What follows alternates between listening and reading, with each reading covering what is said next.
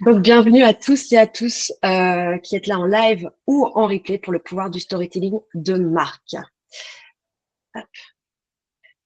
L'objectif, donc, enfin, pourquoi est-ce que j'ai décidé de faire cette conférence? C'est parce que l'objectif de tout entrepreneur, c'est bien évidemment de faire parler de soi de manière crédible et durable en investissant son budget efficacement. Est-ce qu'on est tous d'accord là-dessus? Dites-le moi dans le chat. N'hésitez pas aussi que cette conférence elle soit aussi interactive, donc n'hésitez pas à réagir. Le problème, et là, vous allez pouvoir sortir les boîtiers qui se trouvent sous le siège. Non, je plaisante. Et vous allez pouvoir néanmoins répondre dans le chat. Quel problème vous êtes confronté? Est-ce que c'est plutôt A, manque de temps? Est-ce que c'est plutôt B, manque de connaissances? Est-ce qu'on est plutôt sur un manque de visibilité? La réponse C. Et D, la réponse D pour ceux qui ont la ref.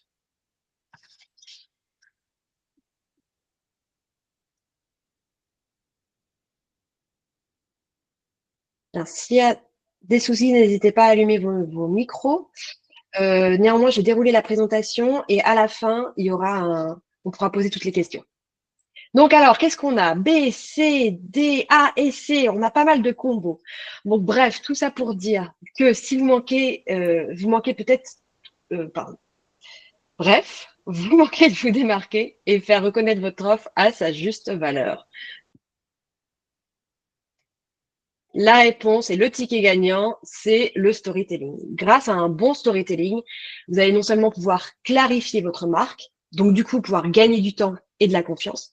Vous allez pouvoir capter l'attention, séduire et convaincre par l'émotion et pas forcément par le sens. Être autonome sur votre communication, et oui, vous aurez plus besoin d'aller tout déléguer, ou en tout cas, si vous voulez le faire, vous le ferez de manière beaucoup plus efficace en garantissant la bonne cohérence de chaque message. Et vous allez pouvoir bien évidemment construire un engagement à long terme avec votre audience, avec vos leads et avec vos prospects.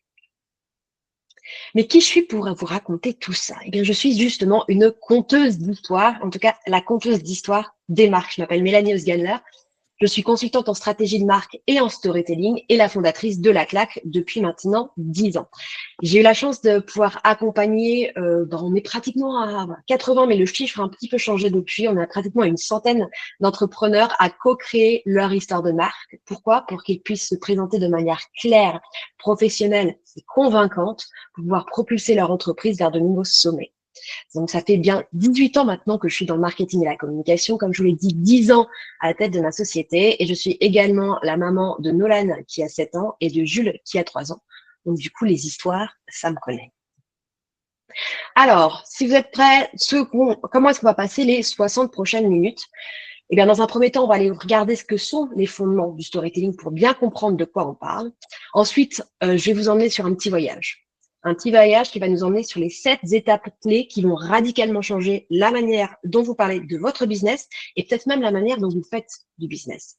Ensuite, à la fin, on va passer à la pratique. Oui, je vais vous faire travailler sur un outil magique pour rédiger votre message de manière claire afin de susciter l'attention et séduire pour convaincre. Et à la fin, on passera bien évidemment à une partie de questions-réponses, puisque le but justement de ce type de conférence, c'est que vous ayez aussi la parole et qu'on puisse personnaliser un petit peu ce qui se passe chez vous.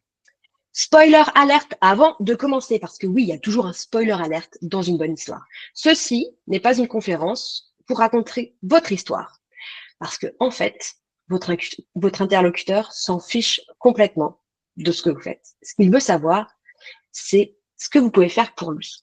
Ça va être une perte de temps de parler de vous. Et du coup, si on perd du temps, on perd de l'argent.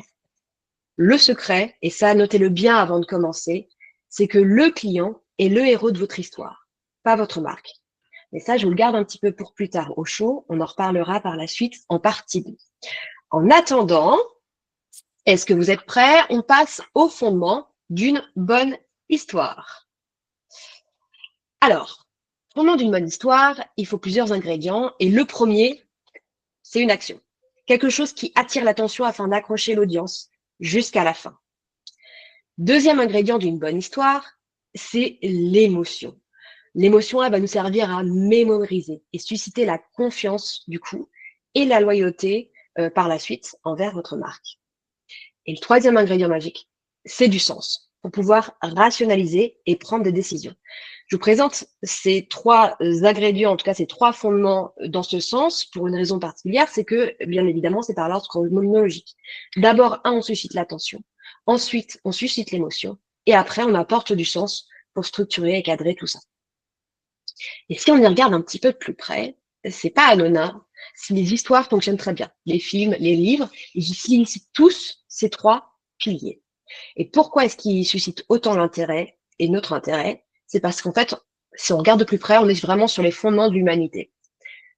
Selon le Triune Brain d'un scientifique qui, dans les années 70, a conceptualisé ça, qui s'appelle MacLean, l'action viendrait en fait de notre cerveau reptilien, et oui, puisque on est vraiment là sur un automatisme et un instinct de survie. Dès qu'on fait un bruit, dès qu'on a une action, une accroche, c'est notre cerveau de petit reptile qui s'agite.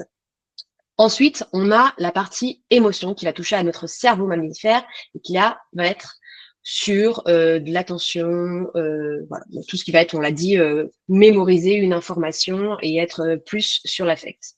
Et ensuite, on va rapporter du sens avec notre cerveau d'Homo sapiens, bien évidemment, qui va rationaliser tout ça et faire toutes les petites formules mathématiques pour pouvoir savoir si, oui ou non, il peut vous faire confiance et aller faire du business avec vous. Et si on redécline ça, ça va parler à certains, on retrouve le pourquoi, le comment et le quoi de Simon Sinek, que je vous invite à découvrir si vous ne le connaissez pas, avec son Start with a Why. Je fais une petite parenthèse, on ne va pas rentrer là-dessus parce que ça prendrait l'objet d'une autre conférence, néanmoins c'était important d'arriver sur ce schéma. Ça va pas trop vite, j'espère, vous arrivez à suivre, de toute façon on pourra reposer des questions à la fin et n'hésitez pas à les mettre dans le chat pour pas les oublier. Alors, ça donne un quoi en vrai, ce why, how, what, pourquoi, comment et quoi. On a travaillé avec une de mes clientes qui s'appelle Lena, qui est la fondatrice de Consequally, son manifeste, entre autres. Et si je vous lis son manifeste dans ce sens, donc on par pourquoi. Nous croyons que le business peut être vertueux, que performance et mixité ne sont pas incompatibles, mais indissociables, que vous pouvez être leader économique et leader d'impact. Notre façon de vous y aider, c'est de rendre la mixité aussi stratégique que le reste de vos enjeux business. En co-construisant une démarche sur mesure, portée par un collectif volontaire et soutenu dans le temps. Notre accompagnement vous aide à devenir les leaders de la mixité de votre secteur. Vous voulez en faire partie? Alors dites-moi dans le chat, ouvrez vos micros pour savoir si ça vous donne envie de travailler comme ça. Et on va faire un petit exercice, c'est-à-dire qu'on va essayer de lire ce manifeste à l'envers. Si on commence par le what, ce qui est généralement ce qu'on fait la plupart du temps. Qu'est-ce qu'on fait? Je fais des ordinateurs. Je suis consultante en communication. Je suis coach en machin. Ben, ça donne pas du tout la même chose. En tout cas, ça n'a pas vraiment le même impact. On peut dire les mêmes choses, mais le fait, de commencer par le why va être vraiment beaucoup plus engageant et beaucoup plus impactant. C'est bon pour tout le monde? Voilà, on referme la parenthèse dessus. Maintenant qu'on a les ingrédients, donc action, une bonne accroche, de l'émotion et du sens, on va passer à la recette. Et on va rentrer dans cette deuxième partie où je vais vous emmener, comme je vous l'ai promis, dans une quête qui va être les 7 étapes d'une histoire convaincante. Et là, je vous invite à prendre des notes. Dites-moi, n'hésitez pas si voilà, ça va un peu trop vite. On a très peu de temps et j'ai beaucoup de choses à vous transmettre, mais bon, le but c'est quand même que vous puissiez repartir avec des choses. Alors, les 7 étapes d'une histoire convaincante. Eh bien, voilà le plan, en tout cas le voyage dans lequel je vous invite à entrer. Première étape, on va parler d'un personnage. Ensuite, on va voir qu'il y a un problème. Ce personnage va rencontrer un guide qui va lui donner un plan pour l'appeler à agir afin d'éviter les échecs et finir sur un succès. Voilà, ça, ce sont les 7 étapes d'un bon storytelling et on va bien évidemment passer ces étapes les unes après les autres et les détailler ensemble. Première étape, le héros. Alors, comme je vous l'ai dit au tout début, vous n'êtes pas le héros de votre histoire, en tout cas de votre storytelling. Le héros de votre storytelling, c'est votre audience. Parce que toute bonne histoire, elle va bien évidemment commencer par un héros ou une héroïne qui veut quelque chose, une solution, pour atteindre un état qui va être plus satisfaisant que sa condition initiale, le bénéfice final.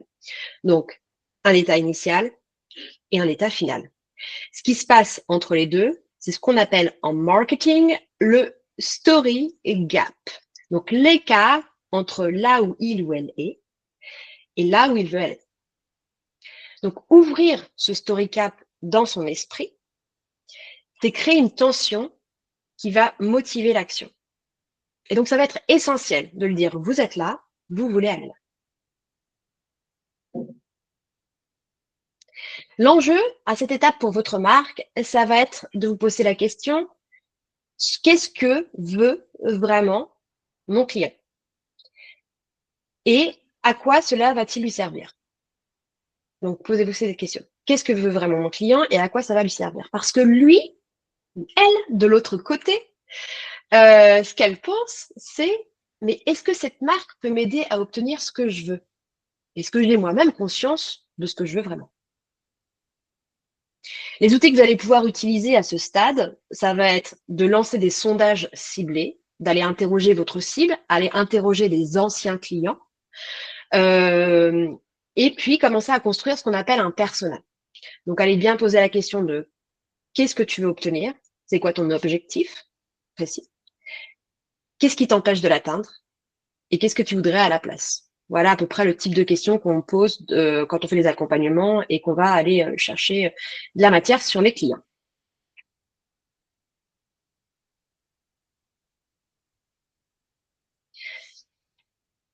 Deuxième étape, le méchant. Le méchant, c'est le problème. On ne veut pas en parler, on ne l'aime pas. Et pourtant, le méchant, il capte l'attention. Ça va être le hameçon de votre histoire. Il fait naître des émotions, ce qui va permettre de se rappeler. Il va créer aussi l'empathie, parce que du coup, vous avez un ennemi commun. Donc, ça va permettre de s'identifier et de créer des liens de confiance. Il va augmenter l'intérêt pour votre histoire, parce que du coup, on veut se connaître la solution, on veut savoir si on bat le méchant à la fin.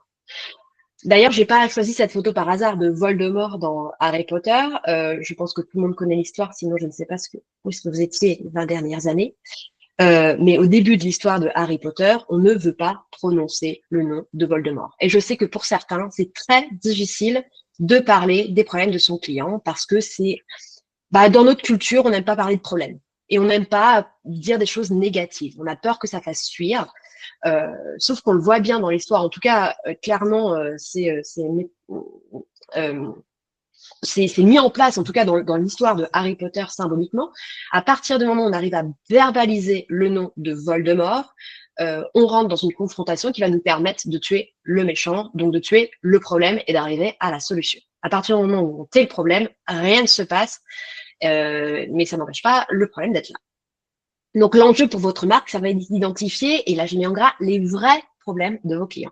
C'est-à-dire qu'il suffit pas de vous dire, ah, mon client, je pense que son problème, c'est ci, et en fait, ça va être ça. Non, non. Allez vraiment, encore une fois, leur poser les questions et vous allez être surpris du résultat parce que généralement, les problèmes qu'on a identifiés sont assez loin de la réalité des vrais problèmes que rencontrent nos clients. Et parce que le client, lui, de son côté, en tout cas l'audience, pour l'instant, on ne parle pas encore de client, la question qui va se poser à ce moment-là et à cette phase-là de votre storytelling, c'est est-ce que je suis au bon endroit? Parce que si cette personne a effectivement verbalisé les problématiques que j'ai du mal à exprimer depuis longtemps, c'est qu'elle doit avoir la solution.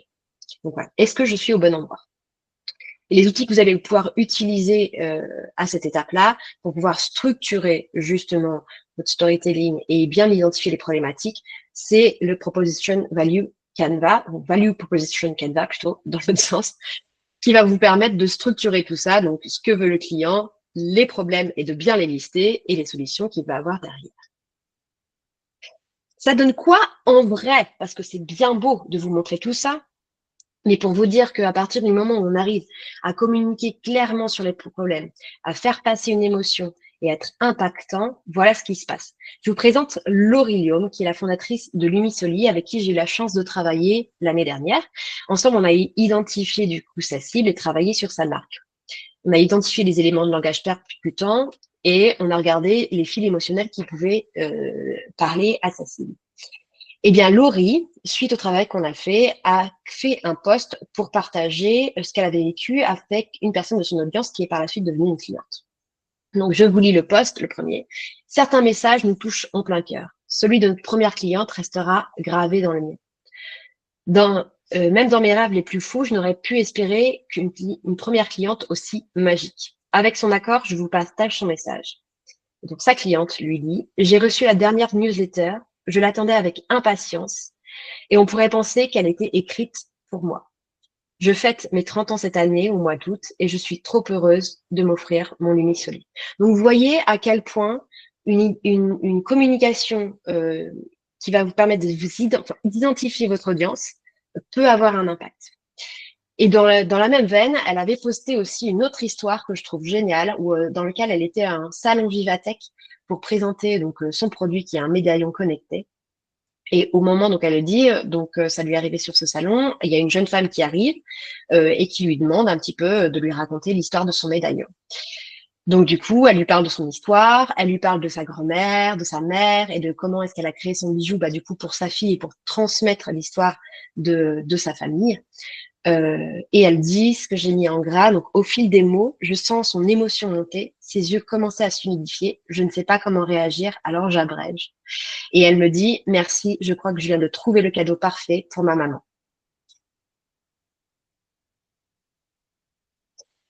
Donc voilà, encore une fois, ne sous-estimez pas la puissance de vos mots et la puissance de votre storytelling. Donc c'est important de bien signifier le problème et de bien vous identifier à votre cible. Troisième étape de notre voyage, on continue le guide. Ça y est, on parle de vous. Oui, parce que vous êtes le guide dans cette fameuse quête du storytelling. Les clients, en fait, ils ne cherchent pas un autre héros, ils vont chercher un guide. Toute bonne histoire, elle a un personnage mystique qui va aider le héros dans sa quête. Là, on le voit en l'occurrence Gandalf dans Le Seigneur des Anneaux. Mais si vous réfléchissez à une histoire que vous avez lue ou vue récemment, il y a toujours ce personnage un peu mystique qui va servir de guide. Même récemment, j'ai regardé Dirty Dancing, on n'est pas du tout dans l'univers des aventures et de l'action. Et ben, il y a toujours un guide qui sera là pour accompagner en tout cas le héros. Pourquoi? Parce que si le héros il avait les réponses à ces questions, il ne serait pas dans le pétrin. Donc le guide, qu'est-ce qu'il fait? Il va encourager le héros et puis surtout, il va l'équiper. Il va l'équiper pour arriver à ses fins. Et le guide, lui, il est déjà passé par là. Donc, il connaît les chemins, il connaît les astuces, il sait ce qu'il va falloir éviter ou pas. Il n'est pas là pour lui dire, tu fais ci, tu fais ça, tu fais ça, tu fais ça. Il est là vraiment pour aller l'encourager et le guider. L'enjeu de votre marque, ça va être de trouver votre place en tant que guide auprès de votre audience pour pouvoir gagner la confiance du héros. Parce que ce que pense votre audience au moment où vous verbalisez cette étape du guide, c'est est-ce que cette marque sait ce qu'elle fait? Est-ce que c'est un bon investissement? Est-ce que je peux faire confiance à ce Gandalf qui veut m'emmener tout en haut du Mordor? Donc, l'outil que vous allez pouvoir utiliser à ce moment-là, ça va être des preuves sociales. C'est là que vous allez pouvoir parler de vos témoignages, des récompenses, des prix, de vos diplômes. Ne commencez pas à vous présenter avec vos diplômes. Ça n'a aucun sens. On vient de le voir. C'est à cette étape-là que vous allez pouvoir les sortir. Quatrième étape, le plan. En fait, le plan... Excuse-moi, Mélanie, oui. Parce que tu as bien listé en fait diplôme, donc pourquoi tu dis qu'il ne faut pas les sortir à ce moment-là? Si, tu les sors à ce moment-là, mais pas tu les sors à ce moment-là, d'accord, c'est voilà. ça. Okay, je me permettais de faire cette intervention parce que plusieurs fois, j'ai vu, par exemple, sur des pages à propos, que ça a commencé par comme un CV, en fait. Donc là, ça accroche pas. On n'accroche pas, voilà. Donc ça arrive en troisième étape dans le déroulé de votre storytelling. On verra après plus en détail comment est-ce qu'on installe un storytelling et, concrètement. Mais voilà, je préfère insister sur ce plan. Merci d'avoir relevé. Le plan, du coup, lui, il va créer la clarté, pardon. Et quand on crée de la clarté, on va créer de la confiance. L'achat, il faut le savoir, c'est le résultat d'un engagement qui va être très fort. Et ce que vous allez demander du coup à votre client. Quand on rentre dans une boutique pour aller s'acheter des fringues ou n'importe quoi, on rentre pas dans la boutique, on prend un truc, bim, et on passe à la caisse directement. Non, il y a quand même une réflexion à avoir derrière. J'y vais pas, j'ai besoin de ci, j'ai besoin de ça, et tester le produit. Donc c'est un risque qu'il prend. Il faut être conscient. Même donner un numéro de téléphone, un email ou quelque chose, c'est un risque d'engagement. Le client, il doit avoir toutes les cartes en main, du coup, pour pouvoir prendre sa décision. Et si c'est pas clair, ce plan, et s'il n'est pas assumé, il risque la confusion et la frustration. C'est m'est arrivé récemment d'aller sur un site internet, d'être à 300% en phase avec ce qui était dit. Donc, du coup, j'étais hyper contente en me disant, waouh, c'est génial et tout. Et en fait, il n'y avait rien derrière. Il y avait pas de plan, je ne savais pas comment contacter les personnes, quelles étaient les étapes. Et donc, du coup, en fait, je suis juste partie du site, alors que j'étais hyper engagée. Donc, en fait, c'est vraiment faire le chemin les 80% et s'arrêter aux 80%. Donc, l'enjeu de votre marque, ici, ça va être vraiment de rassurer, d'identifier les petits pas faciles pour arriver à l'achat. Il faut vraiment vous imaginer que votre client, il est au bord d'une rivière et il a envie de traverser. Si vous lui dites traverse, il va faire non, en fait, non, là, je vais me noyer. Par contre, si vous lui dites tu mets ton premier pas sur cette ce petit caillou que j'ai testé et qui est très stable. Ensuite, tu passes ton pied sur cette branche et hop, tu arrives de l'autre côté. Là, c'est beaucoup plus digeste et on fait beaucoup plus confiance. Votre audience, derrière, ce qu'elle pense à cette étape, c'est qu'est-ce que je veux, qu'est-ce que tu veux que je fasse, pardon, maintenant? Où est-ce que je vais? Comment je fais pour pouvoir passer de l'autre côté de la rive? Et les outils que vous allez pouvoir utiliser ici, c'est le funnel de vente. Je ne sais pas si vous êtes familier avec ça. Le funnel de vente, ça va vous permettre, pour vous, de clarifier les étapes qui mènent d'un inconnu à un lead, à un client, et donc du coup, de pouvoir déterminer les leviers qui vont mener ces personnes vers l'achat. Qu'est-ce que ça donne en vrai quand on clarifie le plan? Ici, c'est un travail qu'on avait fait avec mes clients FlashRack. Donc, on avait revu toute leur marque. Ils se l'étaient appropriés. Ils avaient créé un flyer et comme on propose dans l'accompagnement, on fait des révisions et des relectures. Donc, du coup, ils m'envoient le petit flyer qui est en bas de l'écran en disant qu'est-ce que tu en penses? Et ensemble, on l'a remodelé et reformulé pour pouvoir identifier clairement les étapes que leurs clients vont devoir faire pour passer à l'achat. Et je ne sais pas ce que vous en pensez, mais moi, personnellement, je préfère la version après que la version avant. Pourtant, le texte est exactement le même, je vous le garantis. Mais juste la manière de transformer par 1, 2, 3, ça fonctionne toujours, même avec les enfants d'ailleurs. Donc, une promesse orientée client, une première action pas trop engageante et un process clair. Maintenant, levez-vous. Alors, sauf Dafa qui est dans son lit. Je vois pas tout le monde, je sais pas si vous êtes tous levés de coca. Hop. Et vous pouvez vous rasseoir. Qu'est-ce qu'elle nous fait? Et bien, en fait, ce que je veux vous dire, c'est que pour obtenir quelque chose de quelqu'un, parfois, il suffit juste de le demander. Et c'est pour ça qu'on arrive à l'étape appel à l'action. Si je veux quelque chose, je le dis. Dans les histoires, les héros, ils doivent être toujours challengés pour passer à l'action. Ils passent pas comme ça d'un allez, je vais monter le Mordor ou allez, je vais délivrer tout mon pays. Il y a toujours des périodes de doute. Donc, il faut aller les encourager et leur dire clairement qu'est-ce qu'il faut faire. Donc, passer un appel à l'action qui va être clair, genre achète ici, commente si vous voulez qu'il commente un post. Parce que je vois plusieurs de mes clients qui disent mais oui, mais j'ai pas de commentaire. Bah oui, mais il faut le mettre juste en dessous. Commente le post. Dis-moi ce que tu en penses. Clique ici. Télécharge là. Sinon, c'est pas clair et les personnes ne peuvent pas lire dans nos pensées. Donc, on a besoin de pré-mâcher aussi un peu le travail. L'enjeu de votre marque ici, ça va être de donner confiance. Si on n'ose pas vendre au moment où il faut vendre, on communique Non pas le fait que ah c'est super, je vais aller acheter chez elle ou chez lui parce que du coup il m'a pas vendu son produit. Non non, ce qu'on communique c'est bah en fait il croit pas en son produit ou son service. S'il me demande pas de l'acheter ou s'il me demande pas d'aller quelque part, c'est qu'il y a un manque de confiance derrière. Donc osez vendre, osez appeler à l'action. Parce que ce que pense votre audience derrière, c'est comment est-ce que je teste avant de m'engager. J'ai envie de tester. Donc où est-ce que je vais? Qu'est-ce que je fais? Les outils que vous allez pouvoir utiliser, bah, c'est tout simplement des appels à l'action clairs, que ce soit à l'écrit ou à l'oral. Vous allez pouvoir aussi mettre en place ce qu'on appelle des freebies, donc des choses à télécharger gratuitement, ou alors des rendez-vous gratuits. En tout cas, ce qu'on veut, c'est pouvoir aller tester votre offre avant de s'engager. Avant-dernière étape de notre storytelling, éviter les échecs. Là encore, c'est des choses qui sont très difficiles à formuler parce que on commence à créer un lien de confiance avec les personnes et on n'a pas envie de les rabaisser et d'envoyer des ondes négatives. Néanmoins, c'est important d'aller vraiment verbaliser ce qu'il se passe si la personne ne va pas acheter. Qu'est-ce qui se passe dans toutes les bonnes histoires? Et là, on le voit, c'est avec Game of Thrones. On a des gens qui se battent, mais derrière là, on a aussi une épée Damoclès qui est prête à tomber, qui est l'arrivée des morts vivants sur la ville et qui va mettre à bas tous les petits conflits qui se passent dans le reste du pays.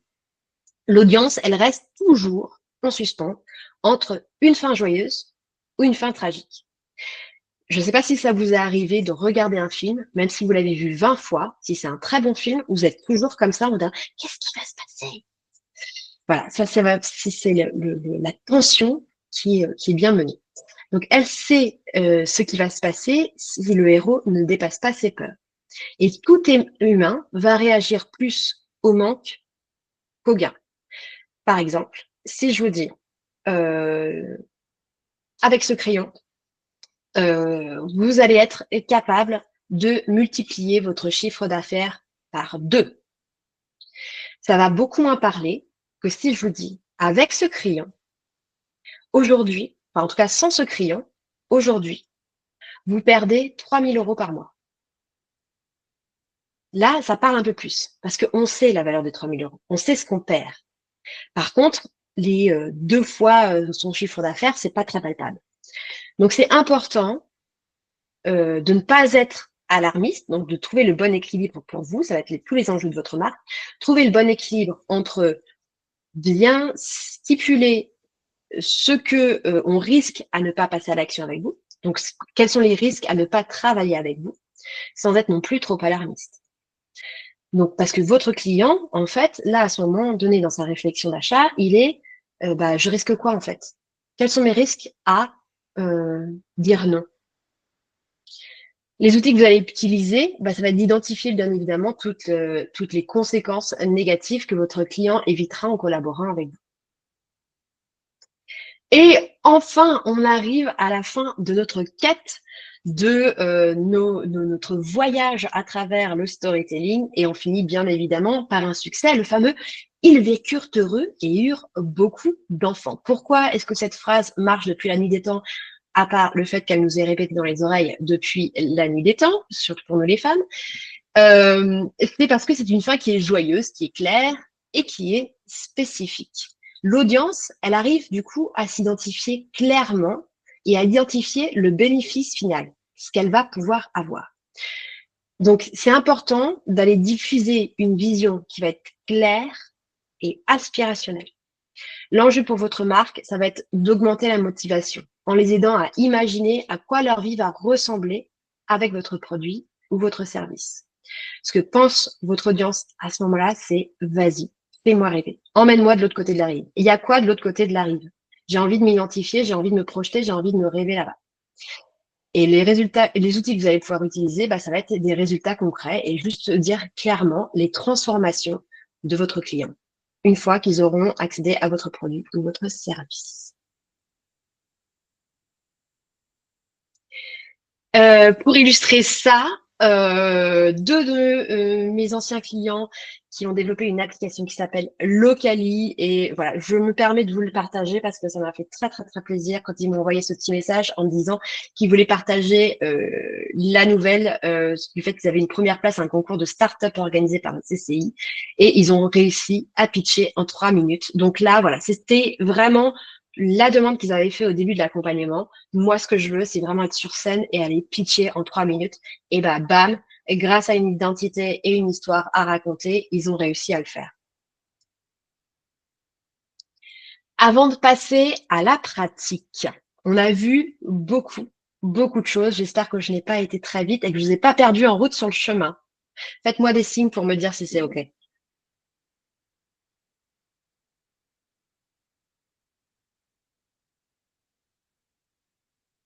Top. Super. On passera à la partie questions-réponses à la fin, donc on aura le temps de revenir aussi sur certaines choses. Hop. Euh, j'ai vu qu'il y en avait certains qui avaient des questions, donc on les garde pour la fin. Donc, avant de passer à la pratique, juste pour synthétiser le tout et que vous repartiez avec des idées claires, il y a vraiment 3 choses à retenir sur tout ce qu'on a vu. Le premier, c'est toujours mettre le client au cœur de vos interactions. Okay. Vous ne pouvez pas aller engager la conversation avec une personne, espérer la draguer quand vous êtes à un bar, par exemple, et commencer par je fais ci, je fais ça, je fais ci, je fais ça. Non, vous allez vous prendre un râteau. Donc, remettez votre client au cœur. Déjà, vous allez susciter l'attention, mais surtout, vous allez pouvoir commencer à créer un lien de confiance. Et c'est comme ça que vous allez pouvoir parler avec clarté et authenticité pour justement continuer à créer ce lien. Et la troisième chose, c'est oser pousser à l'action. Je sais que parmi vous, il y en a plein pour qui c'est difficile. N'hésitez pas. C'est ce que votre client attend. Donc, et voilà, c'est tout simple. 40 minutes, 30 minutes, on a vu toutes les étapes pour construire un bon storytelling et on a vu surtout comment votre histoire à vous peut transformer un simple échange en opportunité. Mais je sais que pour raconter votre histoire, il faut un peu plus que cette étape. Il faut être clair sur qui vous êtes vraiment, ce qui vous rend unique, ce que vous apportez concrètement à vos clients. Et c'est là que commence le vrai travail de fond. Mais rassurez-vous, vous n'êtes pas seul. Je vous propose un accompagnement individuel pour vous aider à clarifier votre positionnement, à mettre les mots justes sur ce que vous faites de mieux et qui peut en bénéficier le plus, avoir une narration qui va être alignée avec qui vous êtes, vos valeurs et ce que vous vendez, et enfin, gagner en cohérence sur l'intégralité de vos supports, que ce soit des canaux écrits, que ce soit des présentations à l'oral, que ce soit des pitchs ou simplement une interaction comme ça avec des amis au cours d'une conversation non professionnelle. Bref, je vais vous rendre clair, crédible et convaincant, et tout ça sans prise de tête. Qui peut postuler? Alors là, vous allez pouvoir ressortir les petits boîtiers qui se trouvent sous votre chaise. Est-ce que vous reconnaissez dans l'un de ces cas? A, vous avez du mal à exprimer clairement ce que vous faites. Si je vous pose la question, vous faites quoi dans la vie? Si le premier truc c'est enfin, vous pouvez appuyer sur la réponse. Vous sentez que votre présentation manque d'impact ou de cohérence. C'est-à-dire que vous avez plein de trucs dans vos têtes, ça sonne super bien, mais dès qu'il s'agit de les verbaliser, la personne en face de vous, elle est Mhm, mhm. Dites-moi honnêtement à qui ça arrive. Moi, ça m'est déjà arrivé, hein. C'est très, très, très, très frustrant. C'est vous changez sans cesse de discours selon les interlocuteurs et je pourrais même rajouter selon les canaux de communication. Sur LinkedIn, je me présente comme ci. Sur Instagram, je me présente comme ça. Sur mon site internet, j'ai une communication complètement différente. N'hésitez pas à me dire dans le chat, hein, là, on vous entend un peu moins, donc n'hésitez pas. Vous avez beaucoup d'idées, mais pas de fil conducteur pour les relier. Celle-ci, je l'entends aussi souvent. Je fais ci, je fais ci, je fais ça, mais j'arrive pas à avoir le parapluie qui me permet de faire un petit peu tout, en tout cas de me présenter en reliant un petit peu tout ça. Et vous avez déjà perdu des opportunités car ça part dans tous les sens. Vous avez réussi à connecter une personne, à commencer à parler, mais au fil de la conversation, la personne commence à dire ouais, ouais, on se rappelle, hein. Salut. Voilà. Est-ce que ça vous est déjà arrivé le salut? Ah, il y a pas mal de petits combos en plus, hein. A et D, A, B, D, la totale sur toutes les lettres, Émilie. Bah, la bonne nouvelle, Émilie, et pour tous, c'est que tout ça, ça se travaille, c'est pas ancré dans votre ADN. Vous n'allez pas être nul en communication jusqu'à la fin des temps. Il faut juste avoir la structure et la bonne méthode. Donc, c'est exactement ce que je vais vous aider à clarifier. Donc, comment ça se passe? La première étape, et celle-ci, elle est obligatoire, c'est une audit qui va permettre de mettre toutes les cartes sur la table. Donc, de clarifier votre environnement, votre marché, vos concurrents, qui vous êtes, votre communication. On passe tout en revue, on fait le tri et on prend les bonnes décisions une fois qu'on a connaissance de tout ça. Ensuite, on a des vraies sessions de travail en individuel, donc en one-on-one, en visio, sur lesquelles je vais aller gratter un petit peu là où ça fait mal, vous poser les bonnes questions et réfléchir ensemble à la manière de construire votre marque grâce à des outils concrets que je vous donnerai entre chaque séance pour pouvoir continuer à travailler et aller nourrir les séances. Donc, avec ces outils, donc il y a quelques outils que je vous ai présentés pendant cet accompagnement. Il y a aussi des templates pour pouvoir vous aider à ne pas perdre de temps et aller directement à l'essentiel, puisque l'objectif, c'est vraiment l'efficacité. On a surtout un accompagnement humain qui va être sans sur-mesure et sans jargon. Vous n'allez pas être face à un écran et des vidéos qui vont défiler, qui ne vous parleront pas du tout et perdre en motivation. Non, je vous suis du début à la fin. On a des experts qui sont prêts à intervenir sur votre marque pour garantir sa cohérence, que ce soit sur l'aspect graphique, design, identité, site internet, et on a même un avocat qui peut répondre à vos questions sur tout ce qui va être propriété intellectuelle. Ensuite, vous l'avez vu avec notre client AMI, on a des relectures de tous vos contenus pour tester et itérer. Il ne s'agit pas de vous laisser, encore une fois, nager dans la semoule. On est là pour apprendre ensemble et pour que vous puissiez reprendre le contrôle sur votre marque et votre communication. Ensuite, on a un cadre pour plus procrastiner et remettre au lendemain à chaque fois votre communication et la structure de votre communication. Donc, on va vraiment vous aider à cadrer les choses et vous donner le cadre précis pour vous permettre quand même d'avoir une certaine flexibilité à l'intérieur et avancer beaucoup plus efficacement. Et on a une ligne WhatsApp aussi, parce que je sais que les gros moments de doute, ils arrivent souvent le soir ou quand on a fini la séance et qu'on est prêt à tout lâcher. Donc voilà, le WhatsApp est là pour que vous puissiez m'envoyer vos messages et qu'on puisse traiter une problématique rapidement sans attendre la séance suivante. Et tout ça à partir de 1 000 € par mois. Il n'y a pas de prix fixe puisque, comme je vous l'ai dit, c'est un accompagnement qui va être sur mesure. Donc tout va dépendre de ce que vous avez besoin, de vos problématiques et de ce qu'on peut mettre en place derrière. Alors, comment est-ce que vous gagnez concrètement? En tout cas, ce que vous gagnez concrètement, pardon. Vous allez gagner du temps, bien évidemment, puisque, en fait, vous passerez plus des heures à réécrire les posts, à réécrire votre site, à réécrire ceci. Donc, le temps que vous allez gagner en production, vous allez pouvoir le réinjecter sur de la stratégie, sur de la prospection et d'autres choses. Vous allez avoir un positionnement qui va être enfin clair et assumé pour aller, pour vous, pour inspirer les acteurs de votre développement, mais aussi des investisseurs et puis vos salariés si vous en avez ou des prestataires. Vous allez avoir une communication qui va être enfin cohérente sur tous les supports. C'est-à-dire que si on va sur votre site internet, si on va sur votre post, sur votre LinkedIn, ou si on repère un article par-ci par-là, et ben du coup on se dit pas ah mais qu'est-ce qu'elle fait du coup je comprends plus. Et vous allez enfin gagner en autonomie, puisque c'est un petit peu ce qu'on cherche tous, nous, les entrepreneurs. On veut être nos propres chefs et pouvoir contrôler un maximum de choses. Donc, du coup, reprendre le contrôle de votre communication, ça ne veut pas dire faire tout non plus. Vous allez pouvoir aussi être en capacité de le déléguer, mais surtout de le déléguer mieux. Donc, du coup, encore une fois, de ne pas perdre d'argent en briefant une personne comme ci, une personne comme ça et une personne comme ça. Vous allez gagner en cohérence et en autonomie. Et enfin, du coup, du chiffre d'affaires, puisque si vous vous présentez avec clarté, assurance et impact, quelle que soit la situation, vous allez pouvoir transformer chaque rencontre en une opportunité business. Pour preuve, on en a vu quelques-uns, mais je voulais juste vous montrer concrètement ce que cet accompagnement a apporté, ou en tout cas ce que leur marque, puisque c'est eux qui ont travaillé dessus, a apporté. Amandine, qui est tout en bas avec le bonnet, donc elle est CEO de SoSweet, et elle avait un site qui était en stand-by depuis 2 ans. Et pendant le Covid, elle a décidé de s'occuper de sa marque. On a refait ensemble les piliers de sa marque. On a revu même son identité graphique en plein Covid. Et à la suite de l'accompagnement, elle a été en capacité d'aller directement toucher les bons prospects, ce qu'elle n'osait pas aller chercher. Et du coup, elle a doublé son chiffre d'affaires, ce qui lui a permis d'embaucher sa première salariée.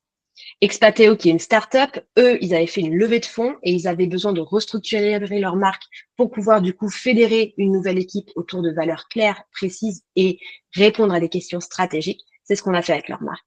FlashRack, qu'on a vu, eux qui sont dans le secteur du stockage et qui étaient venus me voir suite à une conférence en disant voilà, on a une histoire, on a une page blanche à écrire, on aimerait l'écrire ensemble. Et ben voilà, 1 an après, la nouvelle marque est créée et elle a même dépassé le chiffre d'affaires de la marque mère. Donc voilà, on est très fiers d'eux. Laurie Lium, donc la fondatrice de Lumistoli, qui a été invitée à la télévision pour parler de son bijou, qui a fait également le salon Go Entrepreneur et qui est intervenu pour parler de sa marque et qui a une prise de parole affirmée et assumée, comme on l'a vu, pour pouvoir aller convaincre du coup ses clientes. Et Léna, voilà, dont on a parlé également, qui est dirigeante de Consequali, qui est mis en avant dans une pleine page du Figaro Partenaire grâce à une posture claire et une histoire de marque qui est affirmée. Si vous avez envie de passer au niveau supérieur, je vous invite à prendre 30 minutes pour en parler à la suite. Enfin, pas tout de suite, ne vous inquiétez pas, on va passer un petit peu à l'action juste après, donc restez là. Mais voilà, vous allez pouvoir prendre rendez-vous directement sur mon site ou sur mon LinkedIn. Je vous remettrai le lien de toute façon dans le replay. Allez, vous allez pouvoir passer au crayon. On a 5 minutes pour voir si tout ça c'était fou et mettre un petit peu en pratique tout ce qu'on a vu. Alors, on va pouvoir travailler sur les 2 étapes du storytelling. Et après, on ouvrira nos micros. Et je vous inviterai à partager ce que vous avez mis pour pouvoir le confronter aux autres. J'avais 2 questions pour vous. Pour le personnage, prenez un crayon, un papier. Qui il est, ou elle est, qu'est-ce qu'il veut. Et ça va être la première case de votre storytelling.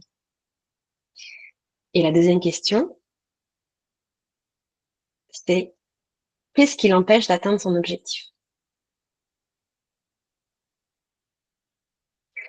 Je vais vous mettre un exemple, si c'est plus... Voilà. Pour vous inspirer, j'ai fait l'exercice aussi. Je vous propose pas des trucs comme ça.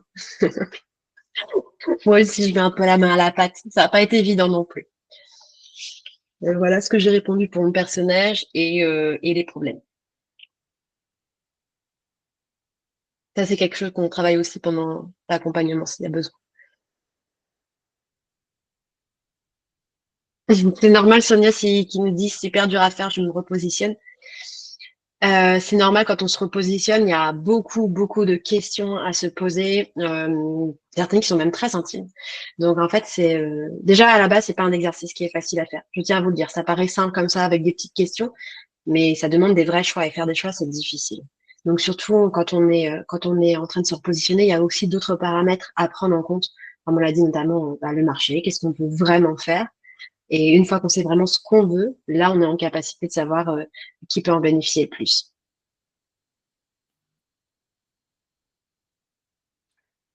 Et Véronique, oui, bien évidemment, il y a besoin de temps. Là, je vous prends un petit peu à chaud comme ça après toutes les informations. Mais de toute façon, vous l'aurez dans l'email juste après. Ouais, du coup, tu as répondu à ta réponse, Nathalie. Vous aurez dans l'email juste après. Je vous redonne cette carte avec l'exemple. Manon et Shirley ont levé la main. Est-ce que vous voulez prendre la parole? Manon, vas-y, tu as levé la main avant moi. Ah, ok, merci. Non, c'était pour, du coup, pour participer. Le personnage, donc mon client, ma cliente, donc c'est une femme qui cherche une réponse un maquillage qui ne contamine pas la planète et qui soit aussi respectueux de sa peau et de sa santé. Euh, voilà. Et ces problèmes, qu'est-ce qui l'empêche d'atteindre ses objectifs? Ben, je dirais le manque d'options.